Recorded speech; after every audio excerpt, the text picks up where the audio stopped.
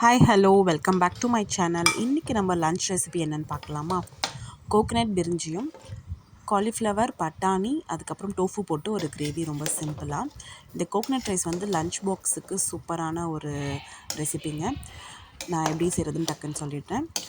2 table spoon எண்ணெய், 2 table spoon வந்து நெய் ஊற்றிக்கோங்க. அதுக்கப்புறம் பிரியாணி இலை, பட்டை, லவங்கம், மராட்டி மொக்கு, இதெல்லாமே ஏலக்காய் எல்லாமே போட்டு வதக்கிட்டு, அதுக்கப்புறம் வெங்காயம், தக்காளி, பச்சை மிளகா, புதினா இதெல்லாமே போட்டு வதக்கிட்டு இஞ்சி பூண்டு பேஸ்ட்டும் போட்டுக்கோங்க. இது நல்லா மசாலா ஆனதுக்கப்புறம் ஒரு அரை மூடி தேங்காவை அரைச்சி ஊற்றிக்கோங்க.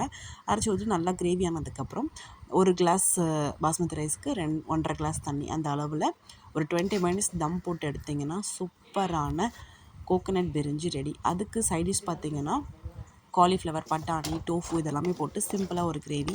இதுவுமே வந்து தக்காளி, வெங்காயம், இஞ்சி பூண்டு பேஸ்ட்டு, மஞ்சள்தூள், மிளகாத்தூள், உப்பு அதுக்கப்புறம் எல்லாமே போட்டு நல்லா வதக்கிட்டு, டோஃபு காய்கறி என்னென்ன இருக்கோ அதெல்லாமே போட்டுட்டு நல்லா ஒரு கிரேவி மாதிரி.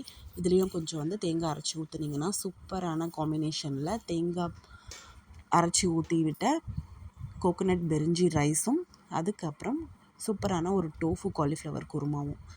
இது வந்து லன்ச் பாக்ஸுக்கு சூப்பரான ஒரு காம்பினேஷனுங்க. சுட சுட இந்த ரைஸோட அந்த டோஃபு காலிஃப்ளவர்லாம் வச்சு ஒரு பைட் வச்சிங்கன்னா செம்ம டேஸ்ட்டாக இருக்கும். நான் சொன்ன மெத்தடில் வந்து நீங்கள் ட்ரை பண்ணி பாருங்கள். டேஸ்ட்டு செமையாக இருக்கும். தேங்க்யூ.